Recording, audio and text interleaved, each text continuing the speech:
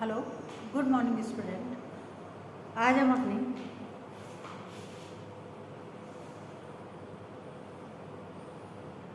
BA first year third paper अपना अधिगम और शिक्षण में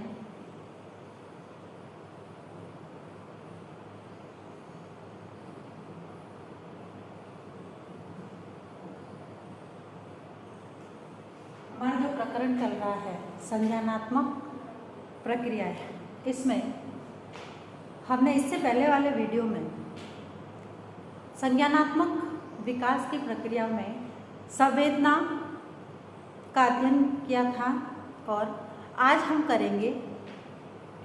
आज का हमारा प्रकरण है संज्ञानात्मक प्रक्रिया में प्रत्यक्षीकरण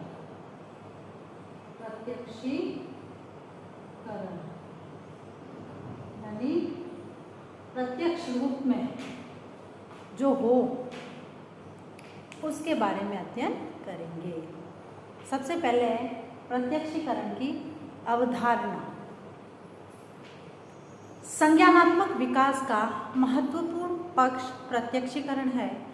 संवेदनाओं को ज्ञान में बदलने वाली प्रमुख क्रिया प्रत्यक्षीकरण है, क्योंकि बालक की जो संवेदनाएं होती है उन संवेदनाओं को ज्ञान में बदलने की जो प्रक्रिया होती है वह प्रत्यक्षीकरण होता है, क्योंकि बालक जैसा देखता है वैसा ही बताता है। इसके अंतर्गत बालक विभिन्न प्रकार की संवेदनाओं की संज्ञा, गुण एवं भेद के रूप में जान जाता है। जैसे बालक जब किसी की आवाज़ सुनता है, तब वह प्रत्यक्षीकरण के बाद ही यह बता सकता है कि वह आवाज़ किसकी है। यानी जब बालक किसी कोयल है, मोर है, इनकी जब आवाज़ सुनता है तब वह पहली बार में उस आवाज़ को पहचान नहीं पाता है, किंतु जब वह 2 या 3 बार उस आवाज़ को सुनता है, प्रत्यक्षीकरण करता है, तब वह यह बता सकता है कि वह आवाज़ कोयल की है, मोर की है या फिर किसकी है। इससे बाल्यावस्था में प्रत्यक्षीकरण के माध्यम से ही बालकों में संज्ञानात्मक विकास में वृद्धि होने लगती है। बालक अनेक प्रकार की संवेदनाओं को अनुभव करके अपने ज्ञान का विकास करने लगता है। इस कार्य में बालक की चिंतन, स्मृति एवं मस्तिष्क पर प्रभावपूर्ण रूप से पड़ता है और कार्य करता है। बालक विभिन्न प्रकार के वस्तु, स्थानों के प्रति अपने विचार प्रकट करने लगता है। यानी प्रत्यक्षीकरण में ही बालक जो है अपने जो विचार प्रस्तुत करता है किसी व्यक्ति के प्रति, किसी स्थान के प्रति, किसी जगह के प्रति, वह प्रत्यक्षीकरण के बाद ही करता है। बालकों में ज्ञान की शक्ति के साथ साथ विभिन्न प्रकार के प्रत्ययों का निर्माण होने लगता है। इस प्रकार बालकों में संज्ञानात्मक विकास प्रारंभ होने लगता है। यानी पहली जो सीढ़ी था संज्ञानात्मक विकास में, वह थी बालक में संवेदना के बाद बालक जो है दूसरी सीढ़ी है इसकी प्रत्यक्षीकरण। संज्ञानात्मक विकास की प्रक्रिया में संवेदना एवं प्रत्यक्षीकरण अहम भूमिका निभाता है और संज्ञानात्मक विकास की प्रथम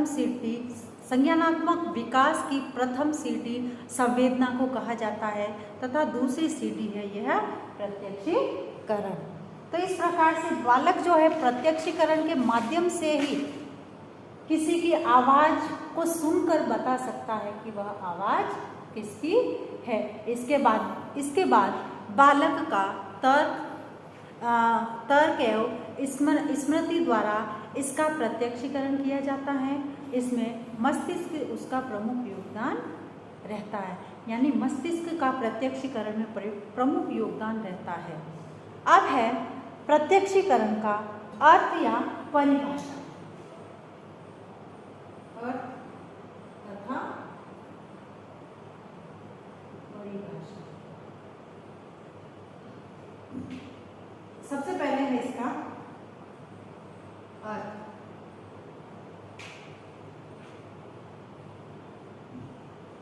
प्रत्यक्षीकरण का अर्थ। प्रत्यक्षीकरण एक मानसिक प्रक्रिया है। प्रत्यक्षीकरण क्या है? मानसिक प्रक्रिया। मानसिक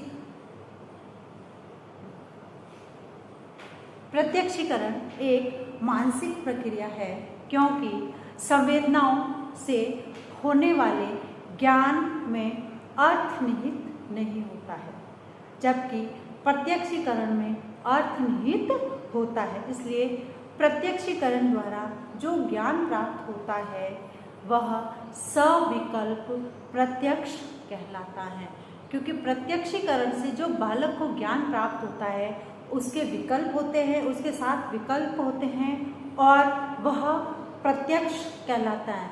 क्योंकि जब बालक प्रत्यक्ष किसी की आवाज़ सुनता है, एक दो बार सुनने के बाद उसको पता चलता है कि आवाज़ किसकी है।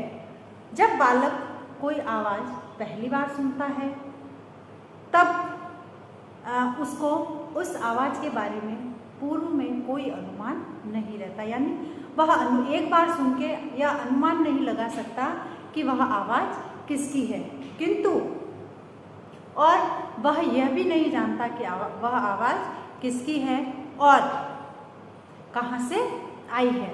किंतु इस प्रकार की जो उसकी अनुभूति होती है, बालक जब एक बार आवाज़ सुनता है, आवाज़ सुनने के बाद उसको पहचान नहीं पाता है, वही अनुभूति उसकी संवेदना कहलाती है।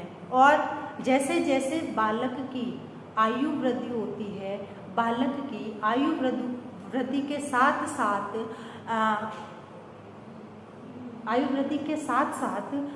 वह जब आवाज़ सुनता है, उसी आवाज़ को 2 या 3 बार सुनता है, तब वह जान जाता है, उसको पता चल जाता है कि वह आवाज़ किसकी है और कहाँ से आ रही है।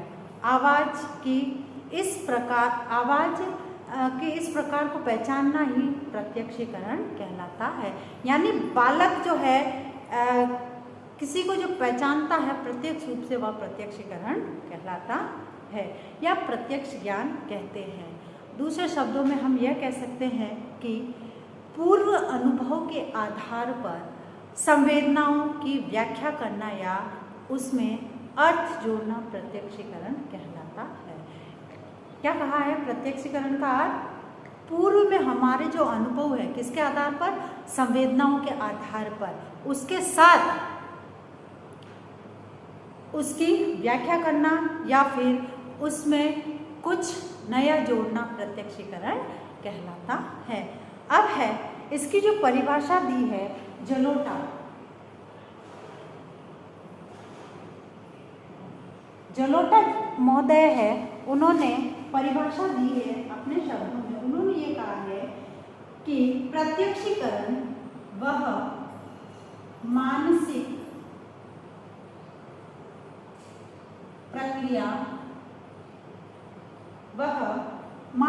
प्रक्रिया जिससे हमको बाह्य जगत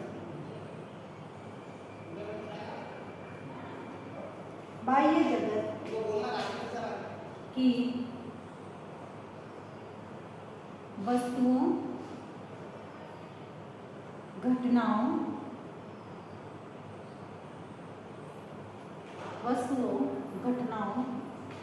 का ज्ञान प्राप्त होता है, प्रत्यक्षीकरण कहलाता है। जलोटा ने ये कहा है कि प्रत्यक्षीकरण वह मानसिक प्रक्रिया है जिसमें हमको बाह्य जगत कि वस्तुओं घटनाओं का ज्ञान प्राप्त होता है वह प्रत्यक्षीकरण कहलाता है। फिर है रायबर्न के अनुसार,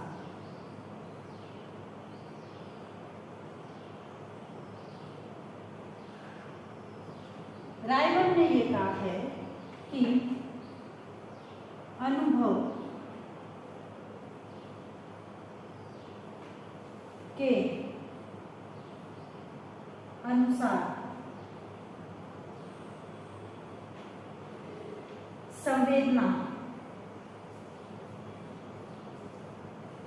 की व्याख्या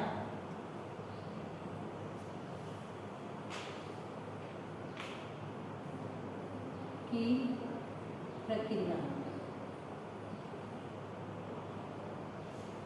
प्रक्रिया को प्रत्यक्षीकरण कहते हैं। यानी रायबर्न ने यह कहा कि अनुभव के अनुसार संवेदना की जो व्याख्या है, यानी जो हमारा जो पूर्व में जो ज्ञान है उसको नवीन ज्ञान के आधार पर जोड़ते हुए या फिर उस संवेदना के आधार पर जब हम व्याख्या करते हैं उसकी, या बताते हैं कि यह कौन है या आवाज़ किसकी है, तब वही प्रक्रिया जो है प्रत्यक्षीकरण कहलाती है। तो इस आधार पर यह स्पष्ट होता है कि प्रत्यक्षीकरण का पूर्व ज्ञान या पूर्व अनुभव से इस संबंध स्पष्ट होता है। यानी प्रत्यक्षीकरण का पूर्व ज्ञान या पूर्व अनुभव से संबंध स्पष्ट होता है, इसलिए इसको ज्ञान प्राप्ति की दूसरी सीढ़ी कहा जाता है। पहली सीढ़ी तो थी संवेदना, संवेदना के बाद इसकी संवेदना के बाद हमारी जो ये दूसरी सीढ़ी है इसकी प्रत्यक्षीकरण, यानी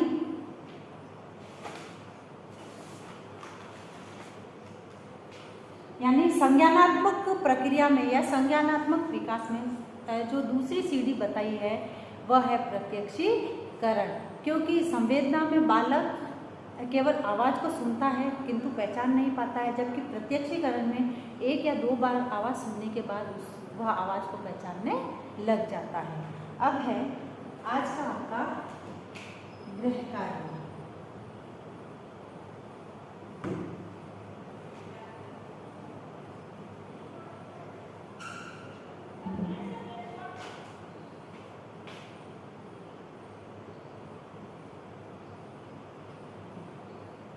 प्रत्यक्षीकरण का अर्थ बताते हुए इसकी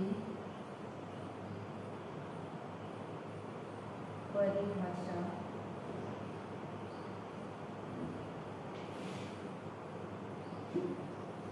लिखिए।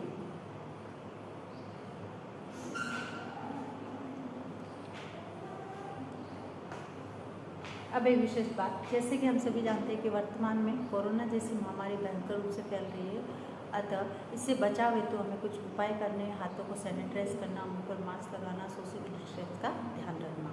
स्वस्थ रहे, सुरक्षित रहे। धन्यवाद।